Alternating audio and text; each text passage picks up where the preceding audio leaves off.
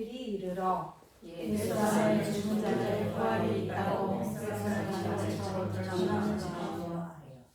그들을 잡음에 날이 이미 저물었으므로 이튿날까지 말씀을 듣는 사람 중에 믿는 자가 많으니 남자애와 약 5,000명이라. 이튿날 관리들과 장로들과 서기관들이 예루살렘에 모였는데 대제사장 안나스와 가야바와 요한과 알렉산더와 대제사장의 사도들을 가운데 세우고 묻되 너희가 무슨 권세와 누구의 이름으로 이 일을 행하였느냐. 이에 베드로가 성령이 충만하여 이르되 백성에게 말하기가 전하라. 만일 병자에게 행한 착한 일에 대하여 이 사람이 어떻게 구원을 받았느냐고 오늘 우리에게 질문한다면 너희와 모든 이스라엘 백성들은 알아. 너희가 십자가에 못 박고 다른 이 죽은 자 가운데서 사신 나사렛 예수 그리스도의 이름으로 이 사람을 명하여 너희 앞에 섰습니다. 이 예수는 너희 건축자들의 버린 돌로서 진 모퉁이의 머릿돌이 되었느니라. 다른 이로서 구원을 받을 수 없나니 천하 사람 중에 구원을 받을 만한 다른 이름을 주시지 없습니다. 그들이 베드로와 요한이 담대하게 말함을 보고 그들을 본래 학문 없는 거민으로 알았다가 이상히 여기며 또 전에 예수와 함께 있던 줄도 알고 또 명랑한 사람이 그들과 함께 서 있는 것을 보고 불안함을 하여 움직이라. 명하여 공회에서 나가라 하고 서로 의논하여 이르되 이 사람들로 경영할까. 그들로 말미암아 유명한 표적 같다는 것이 예루살렘에 사는 모든 사람에게 알려져 있으니 우리도 부인할 수 없는지라. 이것이 민간에 더 퍼지지 못하게 그들을 위협하여 이후로는 이 이름으로 아무에게도 말하지 말게 하자 하고 그들을 불러 경고하여 오직 예수의 이름으로 말하지도 말고 가르치지도 말라 하시니라. 베드로와 요한이 대답하여 이르되 하나님 앞에서 너희의 말을 듣는 것이 하나님의 말씀을 듣는 것보다 옳은가 판단하라. 우리는 보고 듣는 것을 말하지 않을 수 없다 하니. 같이 하십니다. 관리들이 백성들 때문에 그들을 어떻게 처벌할지 방법을 찾지 못하고 다시 명하여 모았으니 이는 모든 사람이 그 되는 일을 보고 하나님께 영광을 돌리리라. 아멘.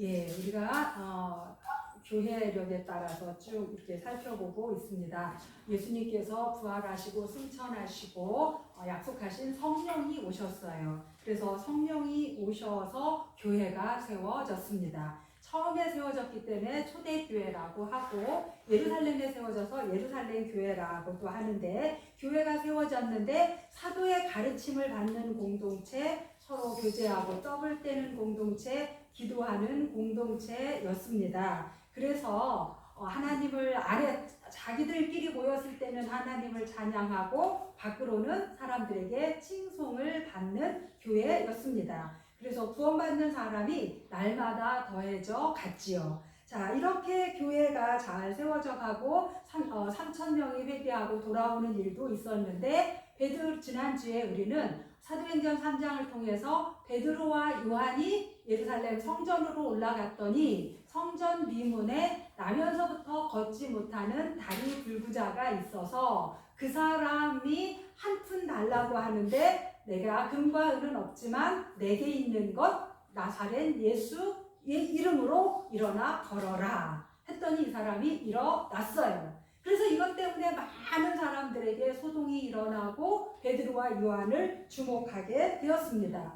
그래서 베드로와 요한은 이건 내가 한 게 아니라 나사렛 예수 그리스도의 이름이 이 일을 했다 해서 사람들이 다 모여들었어요. 많은 사람들이 웅성웅성거리고 모여들게 되자 어떻게 됐느냐면 4장에서는 이제 사도들이 백성에게 내가 아니고요 우리가 그렇게 한 게 아니고 나사렛 예수의 이름의 능력입니다 하고 말할 때에 제사장들과 성전 맡은 자와 사두개인들에게까지 소문이 다 들렸어요. 밖에서 떠들썩하고 한참 베드로가 또 설교도 하고 그랬으니까 시간이 많이 지났잖아요. 밖에 무슨 일이야? 하다가 소문이 다 들려서 그들이 밖으로 나왔습니다. 나와서 어떻게 했느냐면 가만히 들어봤더니 베드로와 요한이 예수 그리스도에 대하여서 이야기를 하는데 예수 그리스도가 죽은 자 가운데서 무엇했다고 전하고 있어요? 부활했다.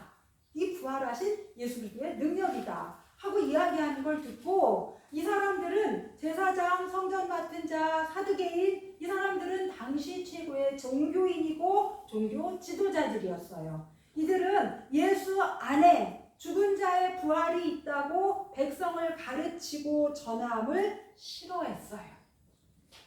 구체적으로 뭐가 제일 싫었을까요? 예수가 부활했다는 게 너무너무 듣기 싫었어요. 다리 불구자를 고친 거 정도가 문제가 아니라 그들이 전하고 있는 예수 그리스도의 부활이 듣기 싫었어요. 이 베드로가 처음 복음을 전한 게 아니라 지금 세 번째 복음을 전하고 있었잖아요. 앞에서 방언을 하고 막 불같은 성령이 임하니까 어떻게 된 거야? 세술에 취한 거 아니야? 라고 했을 때 우리가 취한 게 아니라 예수 그리스도에서 약속하신 성령이 오신 겁니다. 이 예수는 어떤 분이냐면 죽은 자 가운데 부활하셨습니다. 여러분이 죽였습니다. 이렇게 할 때 많은 사람들이 어떻게 했어요? 우리가 어떻게 했으면 좋겠냐 하고 가슴을 치며 회개했어요. 오히려 교회 밖에 있는 사람들은 가슴을 치고 회개하며 그 말씀을 듣고 세례를 받고 구원을 받았어요. 그런데 성전 안에 있는 성전 지도자들은, 종교 지도자들, 종교인들은 이렇게 말하는 것이 너무너무 싫었어요. 예수 그리스도의 부활을 말하는 것이 싫었습니다. 복음의 속성이 그렇습니다. 복음은요, 지금까지 해오던 대로 되기를 원하는 사람들에게는 굉장한 반항을 일으키는 것입니다. 그동안 해오던 것에 대한 도전이 되면 사람들은 예수 그리스도의 복음대로 살기를 싫어합니다. 그 복음 듣기를 싫어합니다. 이 사람들이 하나님을 가장 가까이서 섬긴다고 하는 이들이 바로 그렇게 하고 있었어요. 전혀 모르는 성경에 대해서 모르는 사람들이 그러는 것이 아니라 하나님에 대해서 안다고 하는 사람, 믿는다고 하는 사람이 오히려 직분 맡은 이들이 예수 그리스도의 복음이 전해졌을 때는 예수 안에 죽은 자의 부활이 있다고 백성을 가르치고 전하는 걸 싫어하고 있는 것을 볼 수 있습니다. 그래서 싫어하는 데서 그치지 않고 이들은 자기들이 가지고 있는 종교 권력을 가지고 이 베드로와 요한을 붙잡았어요. 그리고 이제 붙잡은 다음에 재판을 해야 되는데 밤에는 재판을 하지 않는 게 로마 법이거든요. 그래서 이튿날까지 가두어 두었습니다. 그런데 예수님 재판 때는 어떻게 했냐면 예수님이 갔던 길을 이 제자들이 지금 따라가고 있는 거잖아요. 예수님은 밤에 잽싸게 재판해서 그냥 지하에다 가두었다가 얼렁뚱땅해서 그 다음날 사형 언도를 해버렸어요. 그러니까 예수님의 사형 언도 자체가 불법이었어요. 이들은 밤에는 재판하는 게 아니어서 날이 저물었기 때문에 어쩔 수 없이 하룻밤 가두었습니다. 그런데 이 두 베드로와 요한 사도는 갇혔는데 낮에 이 다리 불구자를 치료하고 그리고 물어보는 사람에게 대답하느라고 복음을 전했는데 예수 그리스도의 부활에 대하여서 예수 그리스도 이름의 능력에 대해서 전했는데 그 사람들의 믿는 자의 수가 몇 명이나 됐습니까? 5,000명. 50명도 아니고 5,000명. 누구 숫자만요? 남자 숫자만. 남자 숫자만 5,000명. 그러면 어디서 여러분 떠오르는 거 없습니까? 예. 다들 죄송합니다. 앞에서 보니까 부은 것 같으세요. 이만 하시는데 뭐가 그랬느냐? 오병이어때 그랬지요. 예, 예수님이 베세다 광야에서 오병이어의 기적을 일으키셨을 때 남자의 숫자만 몇 명이었습니까? 5천 명이었습니다. 그 5천 명을 베세다강에서 물고기 2마리, 보리떡 5개로 먹이셨어요. 이 먹이시는 기적과 표적을 통하여서 예수 그리스도께서 하늘에서 내려오신 산 떡이라는 것을 바로 증명해 버리셨다면, 지금은 사도들이 예수님의 그 뒤를 이어서 예수 그리스도 그분이 부활하셨다라는 것을 증거했더니 남자만 5천 명이나 믿는 사람들이 생겨나게 되었다 하는 것입니다. 당시 예루살렘 인구가 몇 명쯤 됐을까요?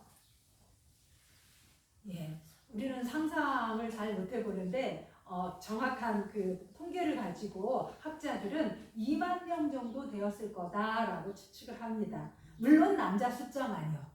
그런데 지금 5천 명이 복음을 듣고 믿었어요. 그 전에 3천 명이 믿었어요. 그럼 지금 8,120명이잖아요. 120명 그 마가의 다락방에서 시작을 해서 8,120명이니까 어떻습니까? 지금 예루살렘의 절반 가까운 사람들이 지금 예수를 내 복음을 듣고 믿은 거예요. 물론 이때는 외부에서 오순절이어서 각지에서 온 사람들도 많이 있었는데 지금 이 정도의 비율로 많은 사람들이 믿게 되었다 하는 것입니다.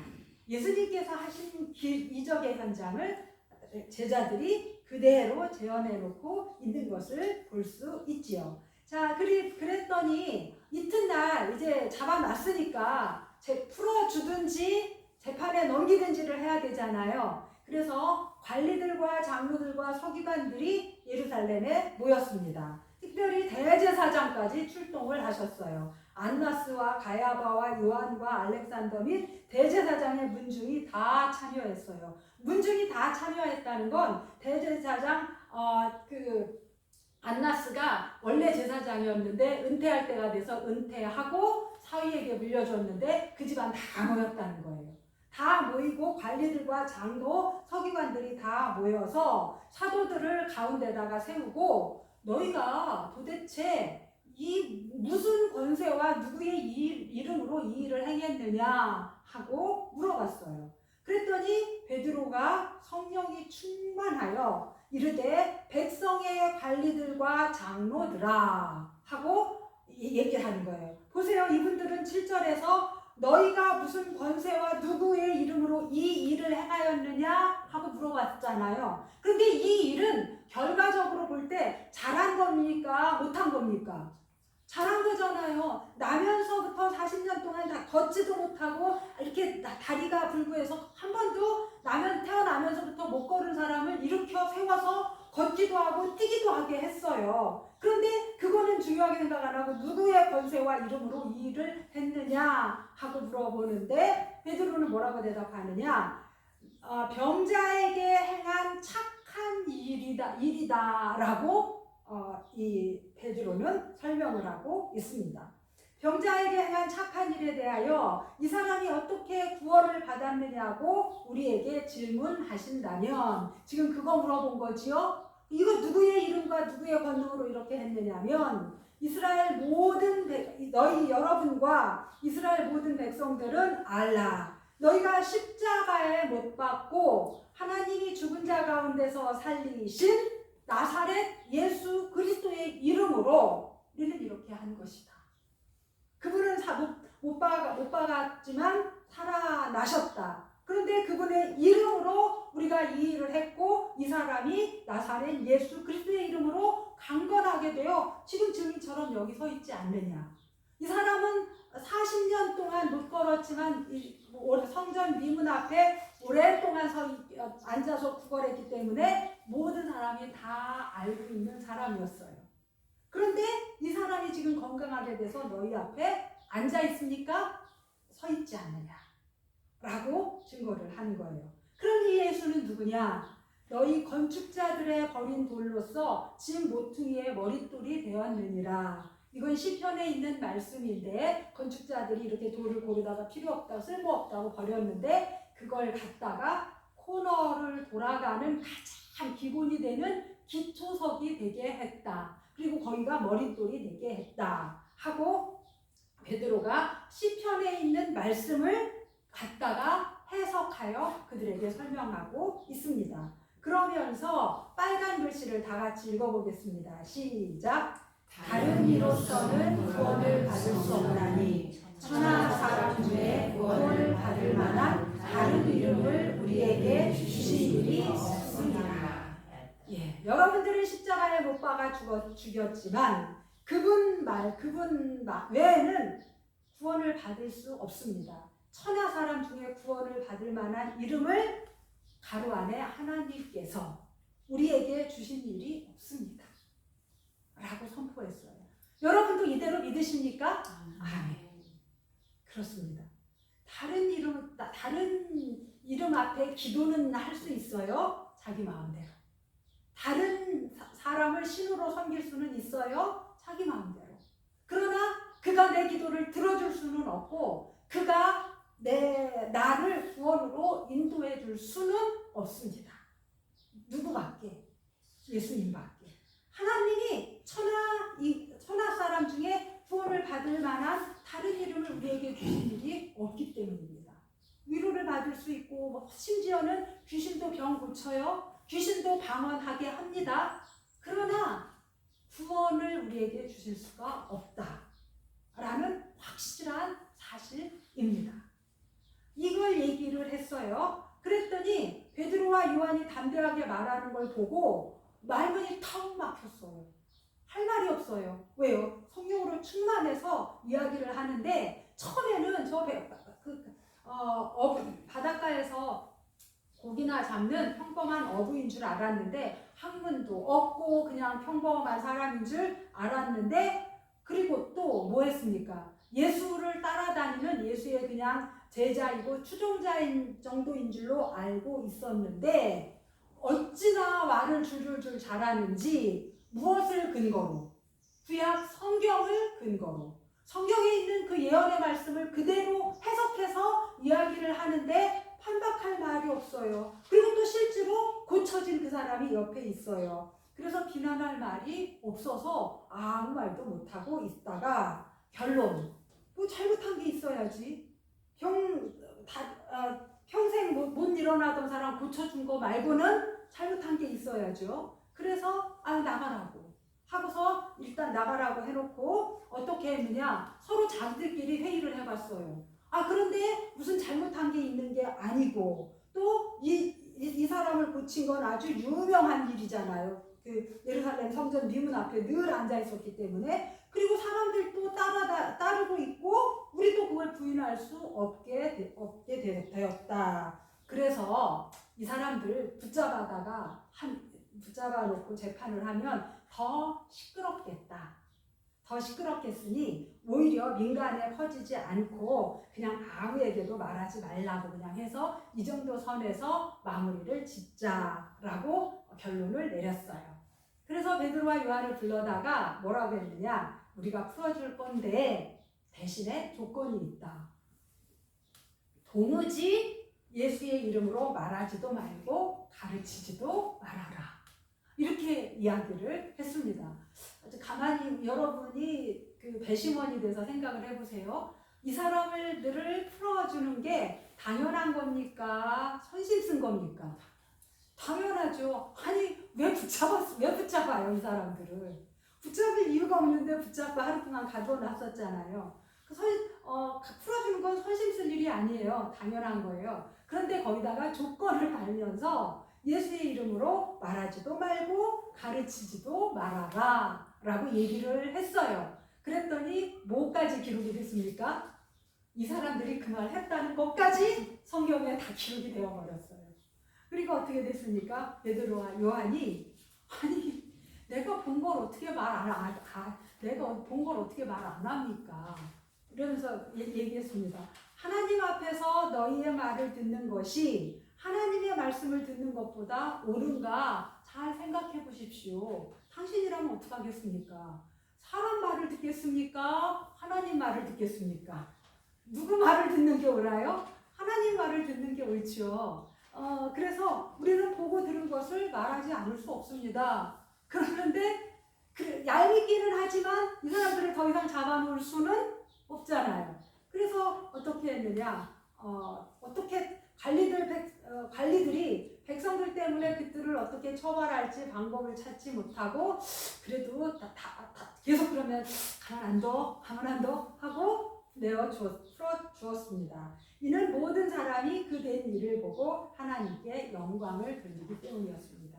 아, 저 사람들이 하는 일이 하나님이 하신 일이구나. 역시 하나님 살아계시고 우리와 함께 계셔 라는 게 드러났기 때문에 관리들이 어떻게 더 이상 하지 못했다라는 것을 오늘 우리가 성경에서 만나보게 됩니다. 이렇게 교회가 점점 커져가고 있는 것입니다. 예루살렘 교회에서 모판처럼 점점 쭉쭉쭉쭉 자라고 있어요. 이 모판처럼 자란 교회들이 어떻게 되겠습니까? 모판에서 큰 이거는 어떻게 됩니까? 조금씩 떼서 이제 논에다가 확 흩어질 거예요. 이렇게 작은 모판에서 예루살렘 교회에서 자란 이 교회는 이제 전 세계로 흩어지게 될 것입니다. 여러분, 흩어지게 된 것을 보셨습니까? 네. 어디까지 왔어요? 지금 여기까지 다 왔잖아요. 2000년 동안 여기까지 다 이렇게 전 세계로 흩어졌고 또 여전히 흩어지고 있습니다. 이렇게 교회가 이제 교회 역사가 시작되는 것을 볼 수가 있습니다. 자, 제자들은 지금 하고 있는 일이 누가 했던 것을 그대로 따라하고 있습니까? 예수님께서 하신 것을 그대로 따라하고 있습니다. 지난 시간에도 이 부분을 같이 보았었는데 기사와 표적을 행한 것이 예수님이 하셨던 것을 그대로 따라하고 있습니다. 이렇게 기사와 표적을 행했더니 모든 사람이 하나님이 살아계십니다 하고 영광만 돌린 것이 아니라 따라온 결과가 무엇이었습니까? 핍박과 고난이었어요. 예수님도 그랬습니다. 제자들도 똑같이 핍박과 고난입니다. 그냥 살아갈 때는 아무렇지도 않습니다. 그런데 내가 성령의 충만으로 하나님께서 기뻐하는 일을 살아가려고 하면 반드시 부딪힘이 있습니다. 핍박과 고난이 있습니다. 이거 없이 가면 좋을 텐데 이거 없이 간 이 교회의 역사가 없습니다. 이 핍박과 고난이 없이 된 교회들은요, 2000년 기독교 역사를 통해서 교회들은 뿌리를 든든히 내리지 못했습니다. 대표적인 게 일본 같은 경우예요. 성주가 예수를 믿었어요. 다 너희도 예수 믿어? 그렇게 뿌리를 깊게 내리지 못했어요. 환란이 왔을 때 훅 넘어졌어요. 그러나 핍박과 처음부터 고난의 역사로 시작된 우리나라 같은 경우에는 어땠습니까? 교회가 뿌리를 깊이 내리는 계기가 됐습니다. 그렇습니다. 내가 복음대로 살려고 하고 복음을 전하려고 하는데 핍박과 고난이 오면 이상한 겁니까? 당연한 겁니까? 당연한 겁니다. 당연한 거고요. 나에게도 기회가 왔구나 인 것입니다. 자, 이렇게 핍박과 고난이 왔는데도 제자들은 꺾이지 않았어요. 복음을 더 전했어요. 그랬더니 이러한 가운데 전한 복음으로 5,000명이 회개했어요. 전체 2만 명 중에서 5,000명, 8,000명이 지금 돌아오고 있는 것입니다. 반드시 핍박과 고난이 있지만 이겨내고 여기서 무너져서 망하지 않으면 반드시 열매가 있습니다. 반드시 그 열매가 있어지게 됩니다. 자, 그래서 5,000명이 회개해서 결론적으로 뭐가 든든히 세워졌어요? 교회가 든든히 세워졌어요. 예루살렘 교회, 처음 교회라는 이 모판이 든든하게 잘 성장하고 있는 것입니다. 그래서 우리가 21절까지만 읽었는데 21절 밑으로 성도들이 어떻게 변화되었는지가 잘 드러나고 있어요.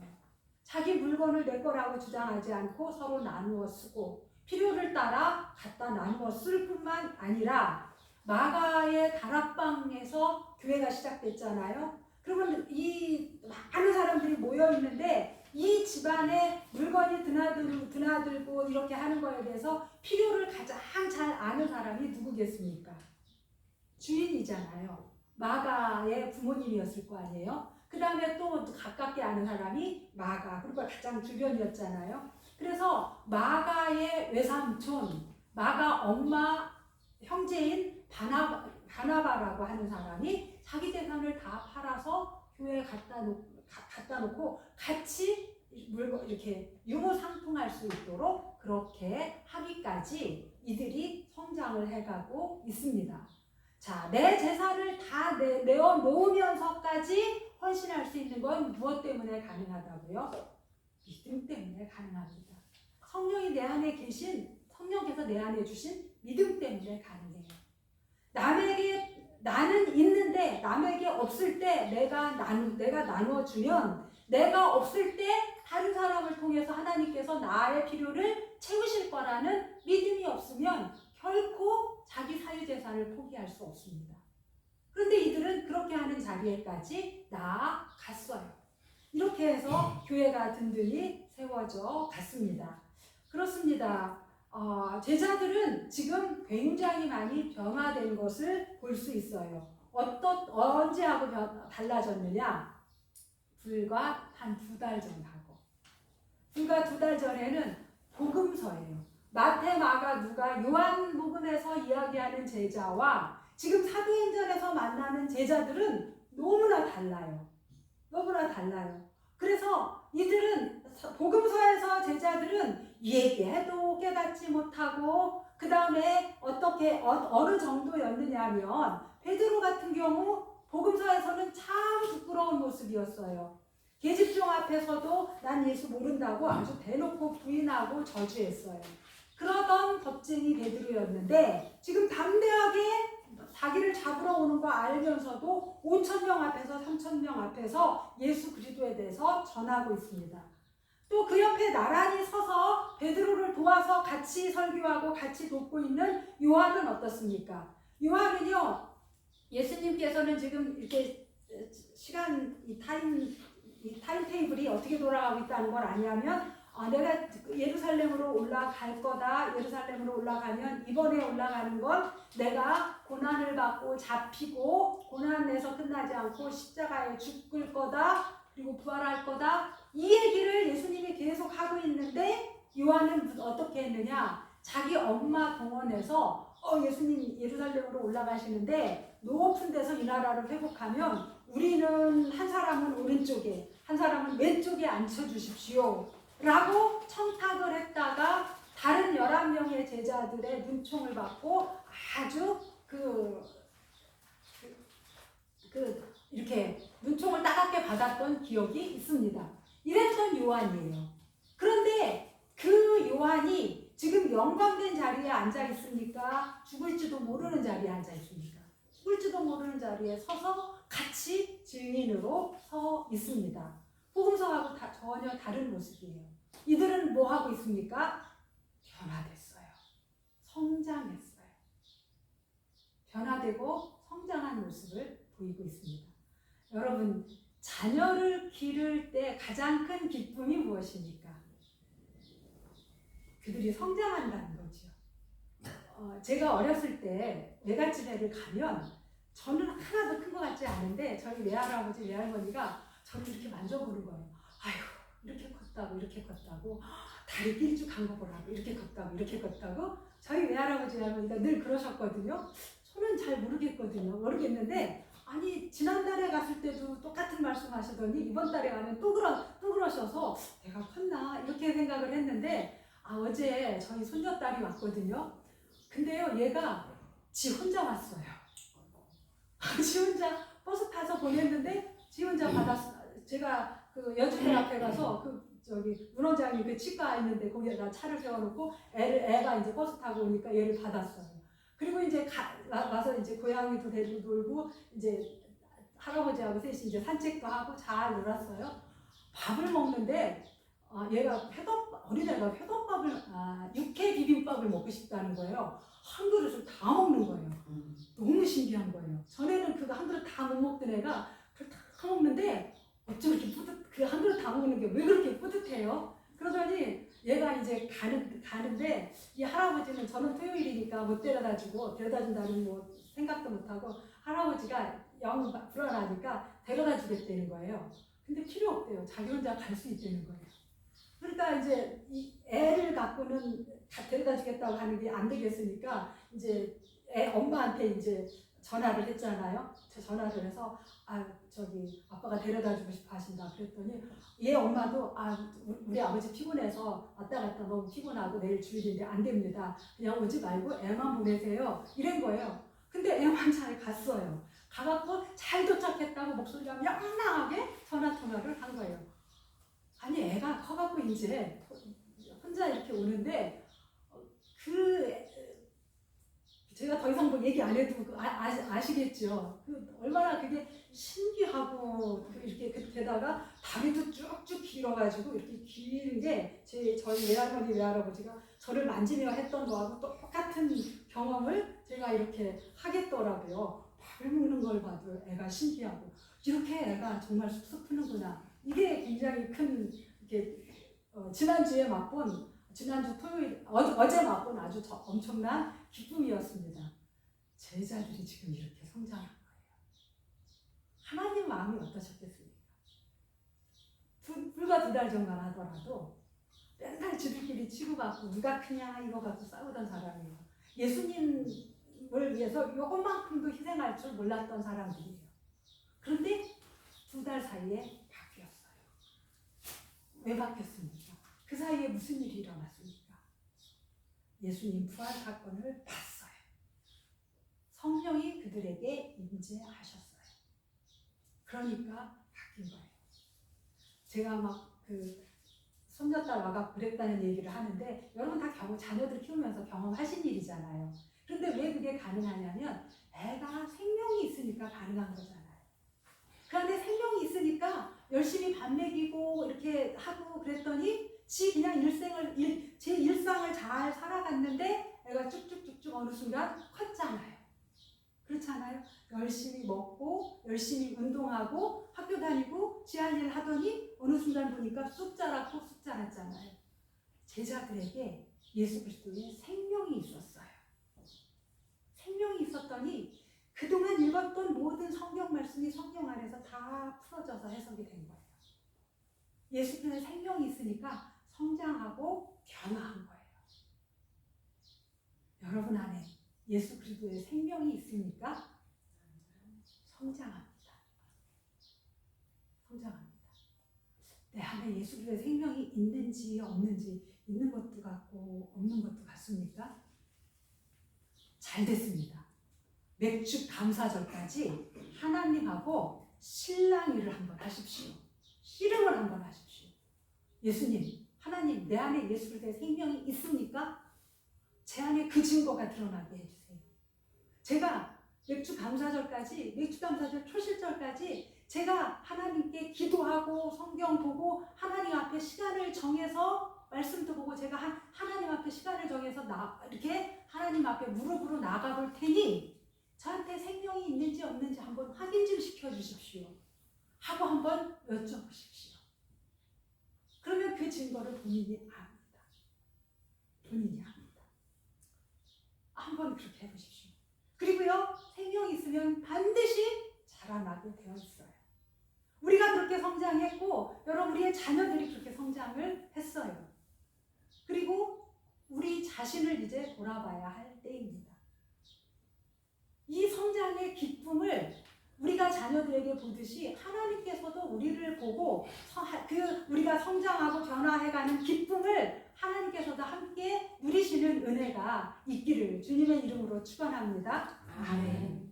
그렇습니다. 그래서 이들은 내가 알게 된 성경을 그냥 선포했을 뿐인데 그 많은 사람들이 주님 앞으로 돌아왔어요.